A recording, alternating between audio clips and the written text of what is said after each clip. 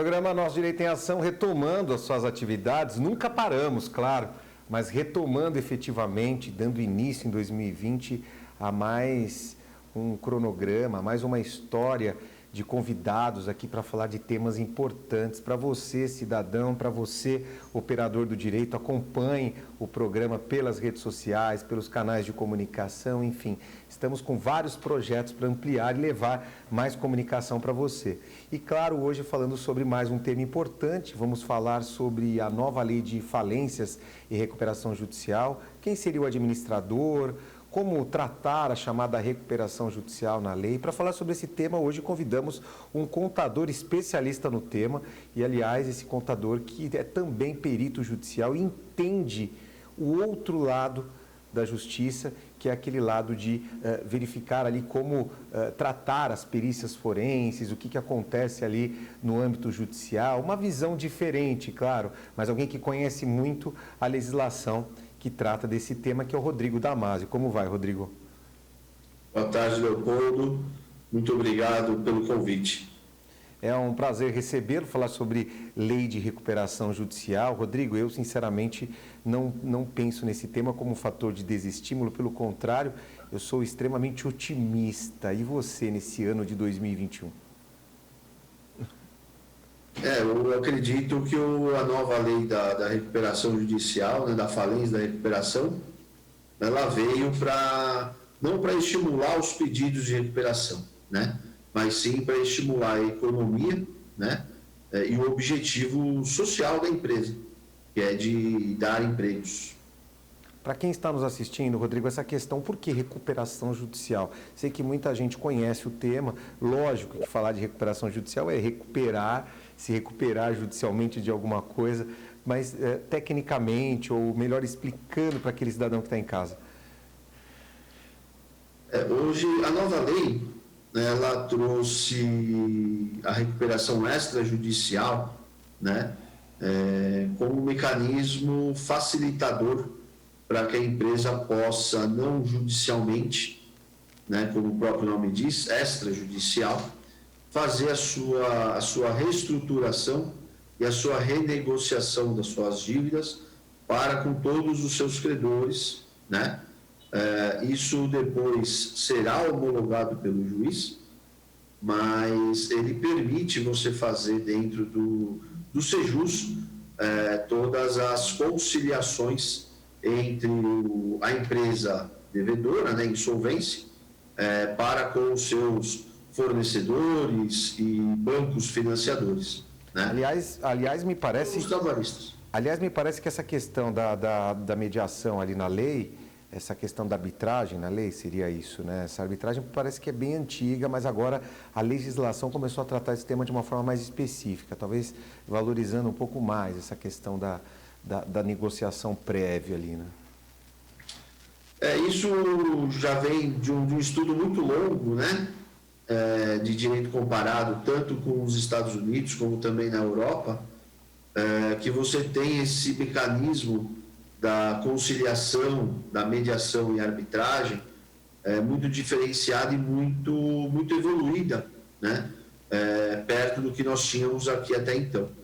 Então, essa nova lei da falência e recuperação, ela realmente veio trazer isso para que de fato ocorra dentro do ordenamento jurídico brasileiro. Rodrigo, quem é o administrador propriamente dito? Administrador no caso de um processo de recuperação judicial? Na lei, ela permite que tanto os advogados, contadores, administradores e economistas, eles podem ser nomeados como administrador judicial nesses processos, tanto de falência quanto nos processos de recuperação judicial, tá? Na minha concepção, realmente, quando você trata de falência, embora nós tenhamos aí mais de 60 falências hoje, nomeações em processos, nós temos aqui dentro do escritório um advogado, a doutora Regina, que cuida realmente desses processos de falência. Já nos processos de recuperação judicial, no meu ponto de vista, o contador, administrador ou economista, são as pessoas mais indicadas para trabalhar nesses processos. Por quê? Porque você está trabalhando justamente na reestruturação da empresa, né? Obviamente, existem fatos jurídicos onde o administrador judicial pode se socorrer de sua equipe, de seus colaboradores, tendo esses advogados que auxiliem nessas tomadas de decisões e nesses encaminhamentos dos processos, tá? Agora, como eu disse, na falência, realmente, o advogado, ele atua muito assiduamente. Já nos casos de recuperação judicial, o contador realmente ele tem uma maior eficácia. Por quê? Porque ele precisa preparar todos os relatórios mensais, ele faz o relatório preliminar das atividades da empresa, onde vão ser verificados todos os aspectos macros e micros da situação financeira do mercado e com relação à empresa, tá? A questão de atualizações da dívida, depois, quando o plano é aprovado, a atualização para fazer esses pagamentos aos seus credores. Então, por isso que nós temos aqui, dentro do escritório, toda essa equipe. Inclusive, nós temos também, quando nós trabalhamos nas falências, por exemplo, o Dr. Remy, né? Ele é advogado também, mas ele trabalhou por muito tempo como na Polícia Federal, e ele trabalha conosco fazendo a parte de investigação financeira de ativos, né? Numa certa ocasião, nós encontramos uma determinada empresa, ela fez o pedido de falência aqui no Brasil, mas ela se mudou para os Estados Unidos, né? Até então, nós não tínhamos nenhum tipo de mecanismo para conseguir abordar, né?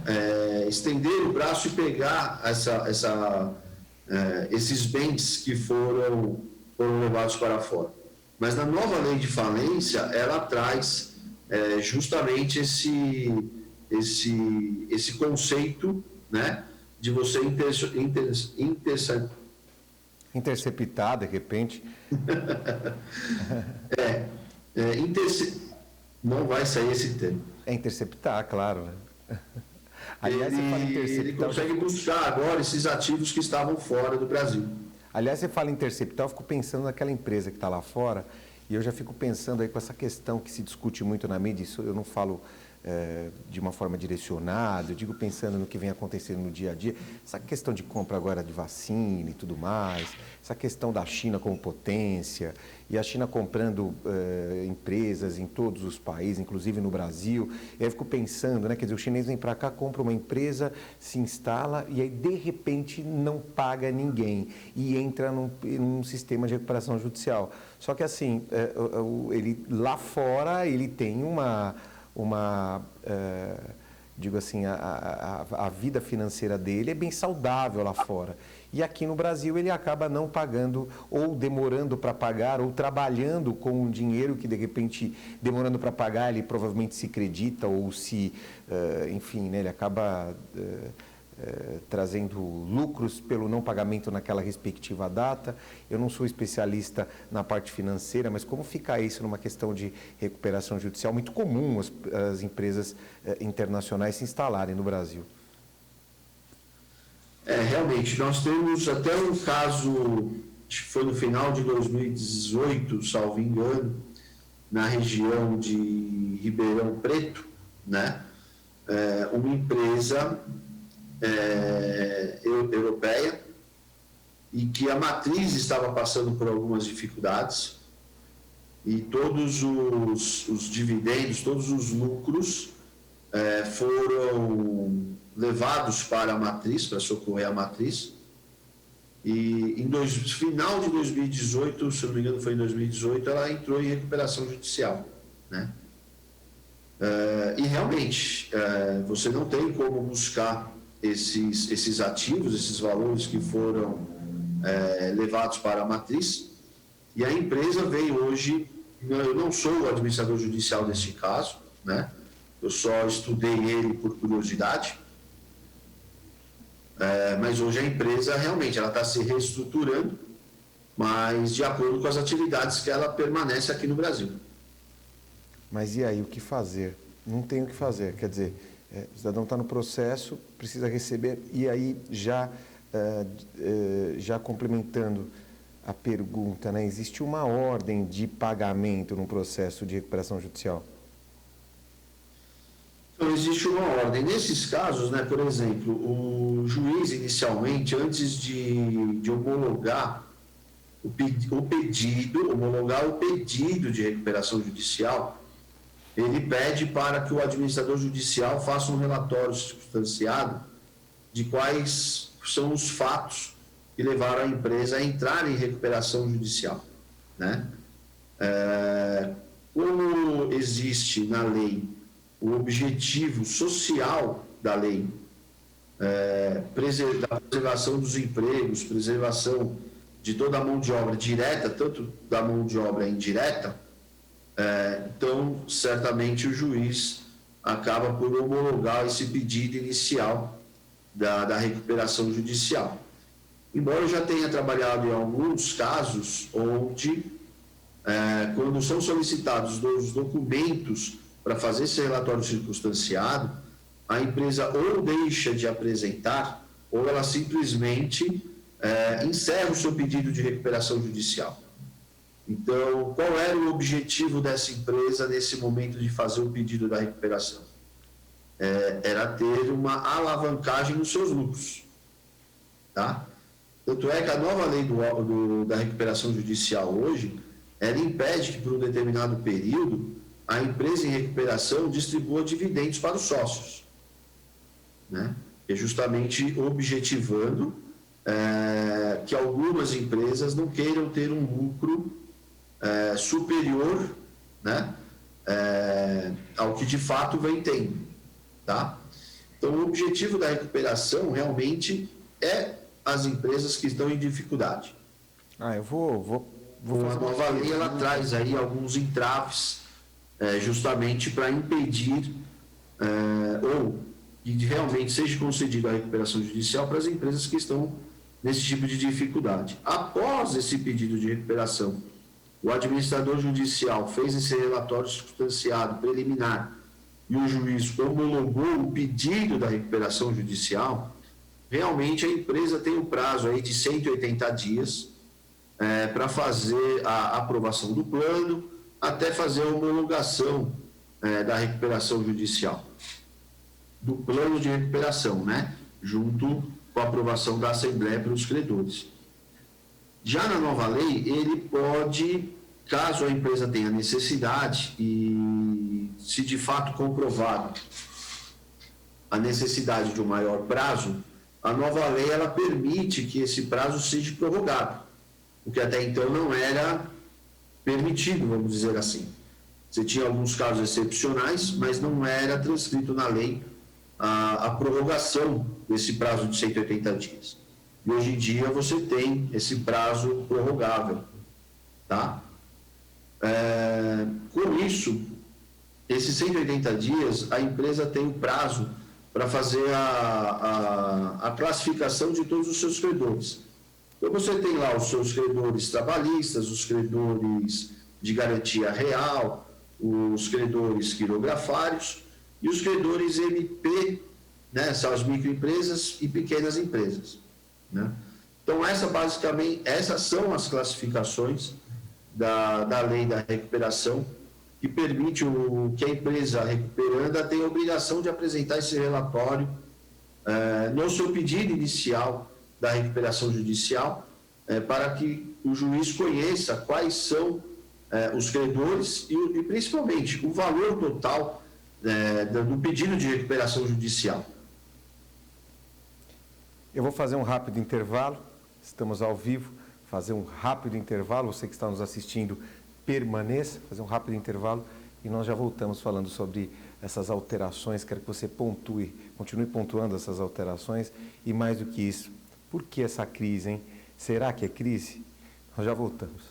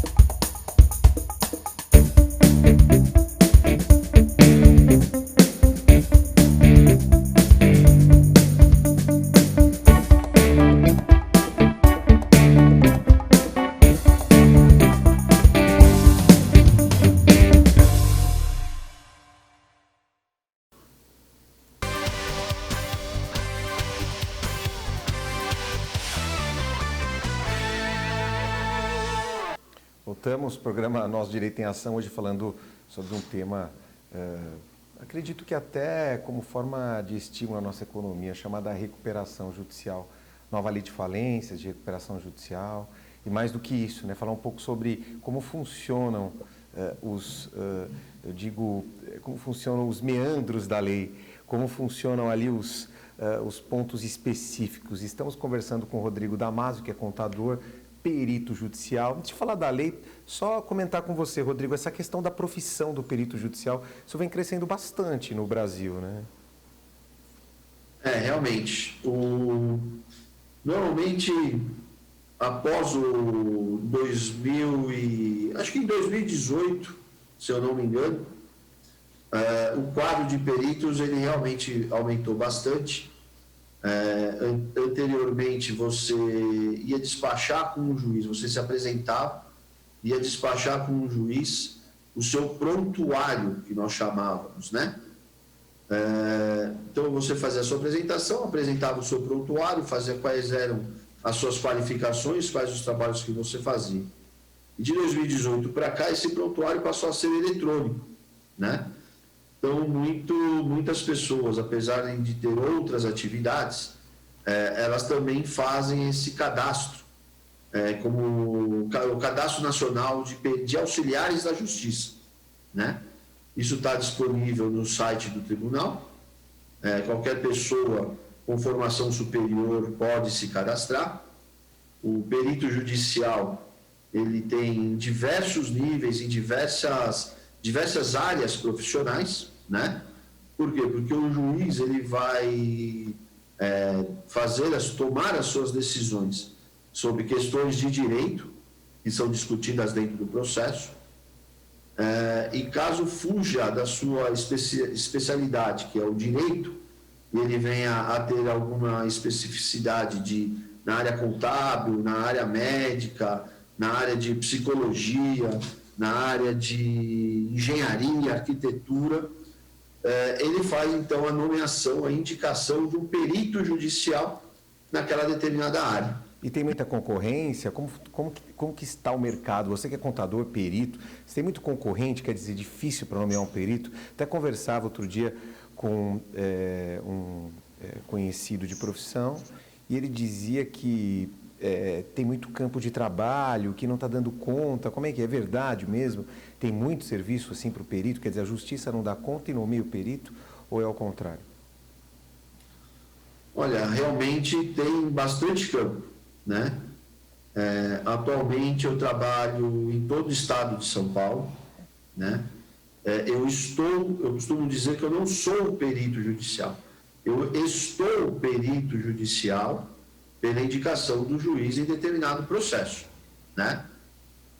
Eu atuo nessa área desde 2001, então neste ano estou completando 20 anos de experiência na área como perito judicial contábil, né?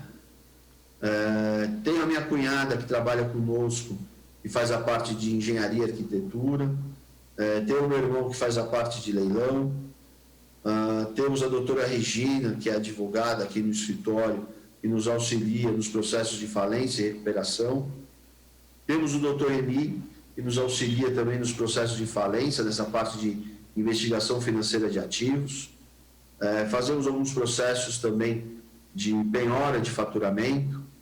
Como eu disse, nós temos hoje mais de 60 processos de falência. Olha, esse escritório é bem grande, eu quero tomar um café aí qualquer hora, hein? Pode vir, fica à vontade. Deixa passar a pandemia. Perfeito, está convidado. Nós temos também mais de 10 processos hoje aqui internos de recuperação judicial, né? E de processos de perícia contábil, nós temos em torno de uns 3.000 processos hoje. Agora, e para quem está começando, Rodrigo, de repente, o cidadão está começando, está nos assistindo, dá para competir? Quer dizer, você já tem uma gama e já tem uma experiência na área. E para quem começa agora, quer montar o escritório, quer trabalhar de perito, de repente quer fazer até investigação, e parece que tem até a área de investigação aí, né, para trabalhar. E aí, como é que faz? Como é que ele começa, vamos dizer assim? A primeira, para quem quer começar, iniciar na área, a primeira coisa realmente é fazer a sua inscrição no site do tribunal, né? Na parte de auxiliares da Justiça. Eu recomendo também fazer o curso de pós-graduação na FECAP, por exemplo. Não sei nem se eu posso falar aqui o nome da instituição. Pode, não tem problema, não tem problema. Mas eu tenho, por exemplo, esse mestrado na FECAP, né? De perícia judicial. Tem outros cursos lá também de controladoria. Eu tenho vários colaboradores, cada um em uma especialidade, né? E estudem muito, né? Estudem bastante, por exemplo, as normas técnicas da contabilidade, porque elas realmente dão bastante discernimento na hora das tomadas de decisões dentro dos processos judiciais e principalmente com relação aos documentos que são apresentados e são necessários para fazer as análises, né? Então é um campo muito vasto, tem que ter muito estudo, então é uma área que todo dia você tem que estudar um pouco, né? Seja da parte de ICM, seja da parte de ISS. Por exemplo, nós desenvolvemos um sistema aqui interno nosso, né? Só para exemplo, onde nós conseguimos pegar as informações do ISS dentro do Banco Central, que ele diferencia das informações que são prestadas pelas instituições financeiras na hora de pagamento dos tributos de ISS. Fantástico. Eu sei que não era a pauta, não era falar sobre essa área. Não é a pauta, mas são coisas diferenciadas que nós fazemos e que com o tempo, né, você pega essas experiências e você... O COAF, por exemplo, nessa área de ISS dos bancos, por exemplo, o COAF tem muita informação, né?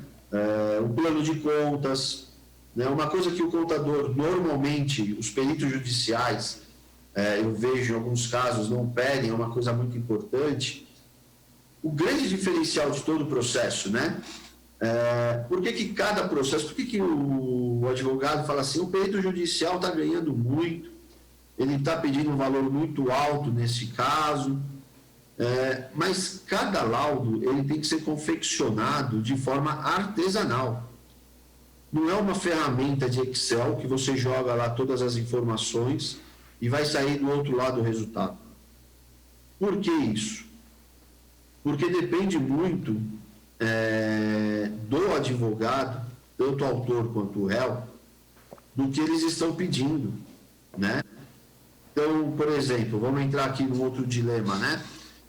Você vai querer discutir o seu capital de giro dos empréstimos que você fez com um determinado banco. Aí você entra, antigamente todos os advogados entravam com as ações querendo analisar a capitalização de juros, os juros sobre juros. Só que hoje em dia, o Fernando Henrique Cardoso, ele autorizou, se não me engano, em 2001, que o banco pactuasse com seus clientes a capitalização de juros. Só que os advogados, depois disso, normalmente entram com uma ação de prestação de contas, né?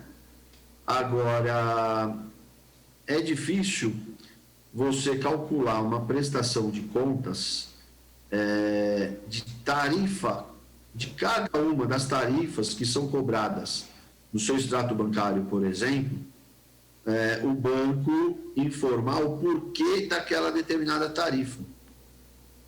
Às vezes você vê lá o seu contrato de empréstimo e você fala assim, meu contrato de empréstimo está calculado pelo sistema XYZ, né? E a taxa pactuada, né? É a que está sendo cobrada, entendeu? O que isso influencia dentro do seu extrato bancário, se o débito é automático?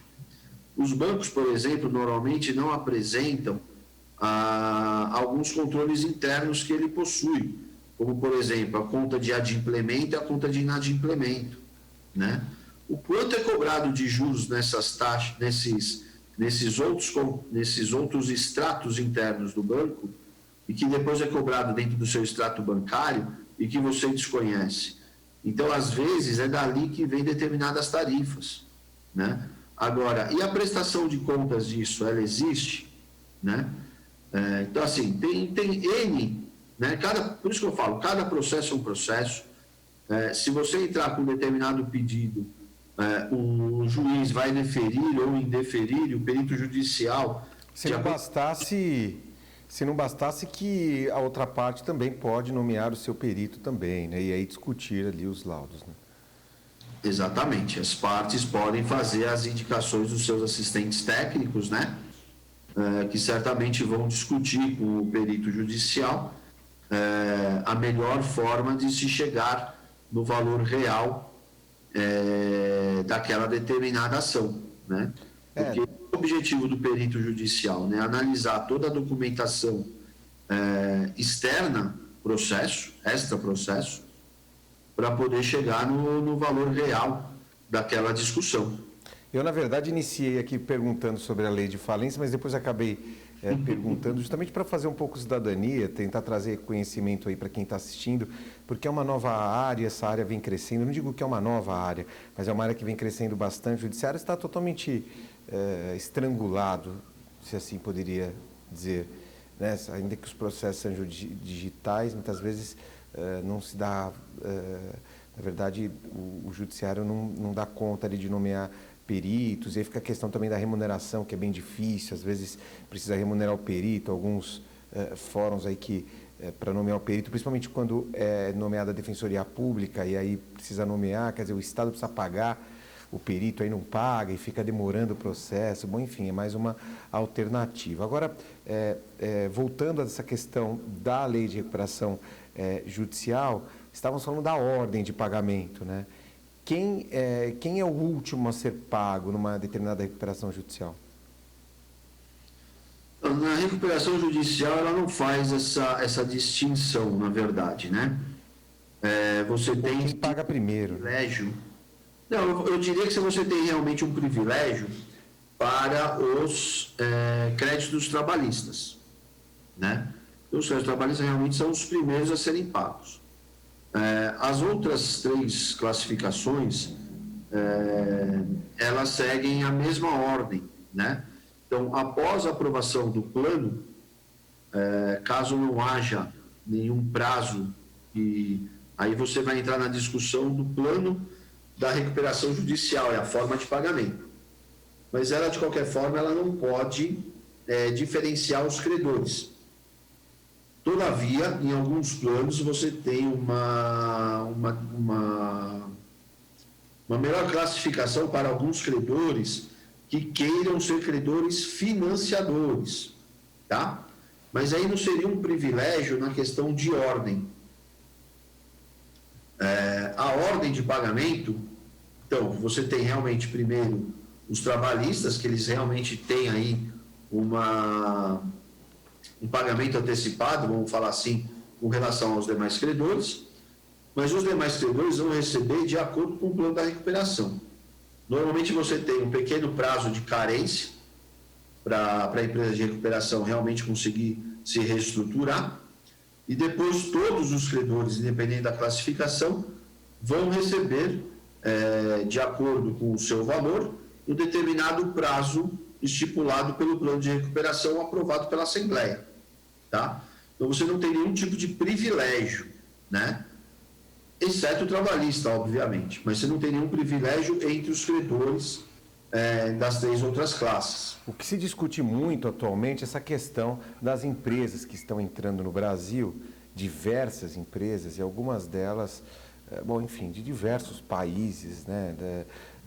O que mais se discute aí é o poderio aí da China, né, que agora vem crescendo aí como grande potência, vem adquirindo empresas em todo o mundo, claro, no Brasil também, não vou dizer que é só a China, mas a China em especial é o que se discute na grande imprensa. E aí, de repente, adquiriu uma empresa aqui no Brasil e passa a não pagar. Passa a não pagar por diversos fatores, obviamente por uma questão de problemas, e aí e aí, consequentemente, uma eventual recuperação judicial. E quando essa empresa, por exemplo, não paga o aluguel do próprio local aonde ela está situada. Vamos dizer que, por exemplo, locou um imóvel, um grande imóvel para funcionar uma grande empresa e de repente passa a não pagar o aluguel também. Já que eu não estou pagando ninguém, não vou pagar o aluguel. Agora, não é justo, por exemplo, em solo brasileiro, quer dizer, o Brasil, né, sediar aqui uma empresa, digamos, não digo internacional, seria uma empresa brasileira, mas de pessoas de outros países e de repente não paga o aluguel o próprio aluguel. Como é que fica a história do locador nesse aspecto, numa eventual lei de recuperação judicial? Então, na verdade, a empresa, quando ela entra com o pedido da recuperação, então vamos dizer que ela entrou com o pedido de recuperação no mês 10 de 2020, tá? Então, o perito, o juiz pediu e fez a nomeação de um administrador previamente para fazer o relatório circunstanciado, relatório prévio. Ele apresentou o relatório prévio no mês 11 e no mês de dezembro o juiz homologou, deferiu, melhor dizendo, o pedido de recuperação judicial da empresa recuperanda, né? Até aquele momento, todos os aluguéis que estejam em atraso, eles realmente serão, eles entrarão dentro do pedido da recuperação judicial, tá? Então, se ele ficou ali 6 meses, 1 ano sem pagar aluguel, tem um processo de despejo. Esse processo de despejo, ele vem para a recuperação judicial, né? E será pago como todos os demais créditos. E um pedido dizendo o seguinte, olha, essa empresa está em recuperação judicial e eu vou lá na recuperação judicial e faço um pedido dizendo, olha, precisa pagar o aluguel, quer dizer, o juiz pode acatar isso, quer dizer, isso pode ser uma forma da empresa pagar, quer dizer, na recuperação judicial, ou tem que ter uma ação de despejo juntada na recuperação judicial, na sua opinião? Não, eu estou falando assim, normalmente o locatário, ele já tem esse pedido de remoção, né, da empresa para obtenção do terreno novamente e a cobrança do aluguel atrasado, né? Ou até está sendo cobrado extrajudicialmente, de repente, né? De repente nem entrou com despejo, mas busca aí. Sim, a cobrança, né? Então, essa cobrança anterior, ela realmente entra na recuperação judicial. A partir do momento do pedido e da aprovação da recuperação, dali para frente, os aluguéis têm que ser pagos mensalmente, sem atraso. Na verdade, não é da data da entrada da recuperação, é da data da comunicação na recuperação judicial que aquele aluguel não vem sendo pago. Exatamente. É da data do pedido, né? Por quê? Porque quando a empresa, como eu disse, quando a empresa entra em recuperação, que ela pede a recuperação judicial, um dos documentos que ela tem que apresentar é a relação dos credores. Nessa relação dos credores vai estar esses aluguéis que deixaram de ser pagos anteriores, né? Mas daquele pedido para frente, os meses subsequentes, todos eles terão que ser pagos nas suas datas de vencimento, conforme o contrato convencional. E caso a empresa não pague esses aluguéis, o locatário pode pedir simplesmente a falência da empresa. Até porque um não pagamento ali, se não comunicado, quer dizer, em hipótese de recuperação judicial, não poderia. Mas como ele passou a não pagar, quer dizer, pode não pedir com relação àquilo que está de forma retroativa. Mas dali para frente ele pode pedir, porque aí não seria mais recuperação judicial, aí seria aí como se fosse um não pagamento mesmo, numa hipótese de recuperação. É exatamente isso. Os anteriores, né, eles entram na recuperação. Os subsequentes ao pedido da recuperação, eles têm que ser pagos mensalmente no seu dia de vencimento. Existe algum ponto específico da lei que você acha importante passar para os telespectadores, para quem vai trabalhar com recuperação judicial, ou quer dizer, quem vai entrar em recuperação judicial, ou para o próprio operador que está nos assistindo, você que é um técnico, que trabalha com contabilidade, alguma observação importante com relação a essa mudança específica da lei, a essa nova lei de recuperação? Algum ponto que você acha que é importante passar para o telespectador? Nós temos várias alterações na nova lei da falência e recuperação, né?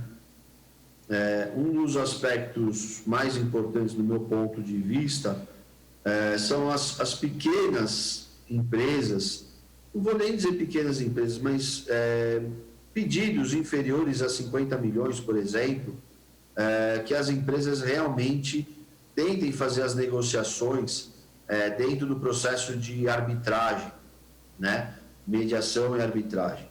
Se ela contratar uma boa pessoa, bem capacitada, tanto o advogado como a empresa, para fazer a reestruturação do seu negócio, ela consegue sim passar pelo processo da recuperação extrajudicial, né?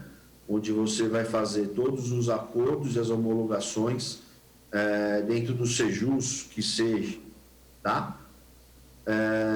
Já as recuperações maiores, que realmente tenham que entrar no judiciário, além de, obviamente, estar embasada na sua boa documentação, ter a documentação de boa-fé, escriturada de forma extrínseca e intrínseca, ter todos os relatórios de acordo com a nova lei das SAs, né, que são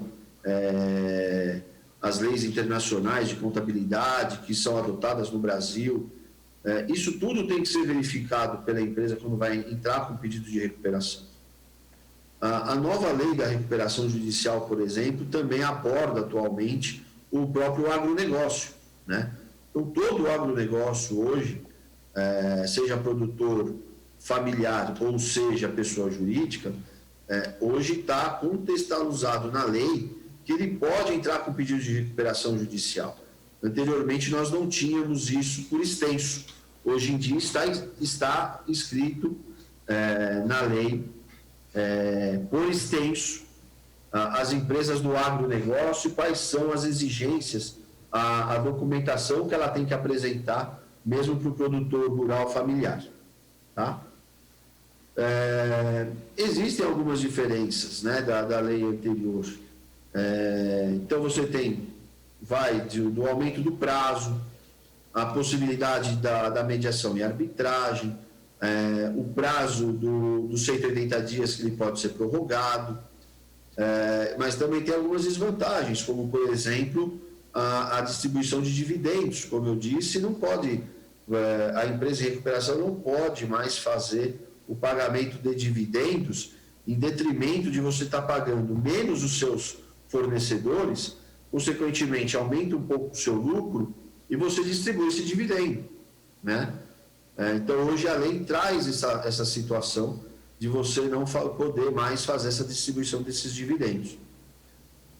Também tem a questão internacional, né, que agora a nova lei ela busca esses ativos que tenham sido enviados para outros países, né? Então, o juiz agora consegue alcançar esses outros ativos, tá? Qual outro ponto que eu poderia comentar? Tem a questão do plano da recuperação, né? É permitido no máximo o 70% de deságio da dívida, né? E o prazo máximo de carência aí de 12 meses, tá? E o período máximo para pagamento aumentou para 120 meses. E você também tem um aspecto importante da parte tributária. Anteriormente você podia parcelar até 84 meses e hoje em dia você pode parcelar a sua dívida tributária em até 120 meses das dívidas com a União nos pedidos de recuperação judicial, né? Outro aspecto importante, mas aí na parte da falência, vamos colocar assim, tenta-se agilizar os processos de falência, tá? Com o objetivo da falência perdurar em torno de 6 meses apenas, tá? Após o encerramento da falência, os sócios dessa sociedade dita em falência, ele poderá, assim como é nos Estados Unidos, por exemplo, logo no mês seguinte, ele poderá abrir uma nova empresa, tá? Que não vai ser responsabilizada pela empresa falida anteriormente. E ele pode usar o seu patrimônio pessoal, né? Desde que fique comprovado dentro da falência que não houve confusão patrimonial, o patrimônio que lhe restou, ele poderá fazer novos financiamentos e abrir uma nova empresa normalmente, assim como é nos Estados Unidos, na Europa, e que não era aqui no Brasil, né? Você acha que estamos avançando? Eu acredito que sim, nesse ponto eu acredito que sim, né? Por isso que eu digo que nós aqui internamente temos essa parte de investigação financeira de ativos, por isso que eu digo que o contador é importante na hora de fazer a verificação da confusão patrimonial entre sócios e empresas, tá? Porque às vezes uma pessoa tem mais de uma empresa falha e não significa que a outra está indo mal, né? As empresas têm caixas diferentes, têm atividades diferentes e o sócio tem o seu patrimônio. São três pessoas jurídicas aí, né? 3 pessoas distintas. São 2 pessoas jurídicas e uma pessoa física. Mas são pessoas distintas e que o seu patrimônio não pode ser confundido, né? Então, se você tem a sua contabilidade feita de forma correta, como eu disse, de forma extrínseca e intrínseca, né? Que não há nenhum tipo de confusão patrimonial, eu acho que é uma grande evolução para o Brasil, né? Na sua lei societária, pela não confusão patrimonial, e de você poder que esse empresário, né?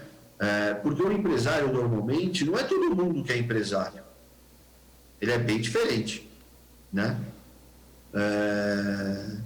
Então o empresário ele tem aquele instinto empreendedor, né? A coisa que, por exemplo, os meus colaboradores, eles não têm esse instinto colaborador de empresário, né? Então por esse lado. Bom, agradeço as considerações, falar de lei de falências, de recuperação judicial. Eu sou bem otimista, eu acho que o Brasil vai superar qualquer tipo de crise, qualquer tipo de transformação a nível de negócios. Eu acho que o brasileiro ele é um batalhador. Eu tenho certeza que o Brasil ele ainda é, em especial no agronegócio, ele é muito bem visto a nível internacional. Eu acho que tem muito campo por aí. Eu acho que os investimentos no agronegócio estão em alta, se eu não me engano. Aliás, só comentando, né, na sua opinião, os investimentos hoje giram em torno, especialmente as empresas estão buscando o quê? Né, o agronegócio hoje, as aplicações estão voltadas em qual setor? Eu acho sim que o Brasil está evoluindo bastante, né? Nós temos aí uma nova lei das franquias, promulgada em 2019. Agora, no último ano, 2020, nós tivemos uma nova lei do agronegócio. Tivemos aqui no final de 2020 essa nova lei da falência e recuperação judicial. Eu acho que o Brasil está progredindo muito, sim, nessas reestruturações com relação às sociedades, à segurança jurídica, né? Então, nós temos aí essa nova lei do agro, que você acabou de comentar. Ela realmente está trazendo... É um setor importantíssimo para o Brasil, né? 30% do PIB brasileiro é do agronegócio, né? Então, ele realmente está trazendo uma maior segurança jurídica, essa nova lei do agro, possibilitando para o agricultor, trazendo o conceito do patrimônio de afetação, né? O produtor rural consegue dividir a sua propriedade, consegue financiar determinadas áreas da sua produção, tá? Com isso, ele consegue, tanto com as instituições financeiras, como também de mecanismos internacionais, conseguir novos financiamentos para o setor. Então, eu acredito sim que o Brasil está progredindo bastante nessa área, e com a lei da recuperação judicial progredindo muito, se você pegar logo o seu artigo 1º, né, nessa parte de internacionalizar as nossas legislações. Eu quero agradecer a sua presença, então, Rodrigo, dizer que está convidado a participar outras vezes, agradecer pelas considerações mais uma vez e, claro, vamos pensar aí que vamos superar todos os obstáculos e é assim que vamos caminhando. Eu quero agradecer a você, telespectador, pela audiência, pela participação, fique conectado. Programa todas as semanas tratando de temas importantes ao operador do direito, importantes ao cidadão, mas, claro, importante a sua participação. O programa Nosso Direito em Ação vai ficando por aqui e até a próxima semana. Obrigado, Leopoldo.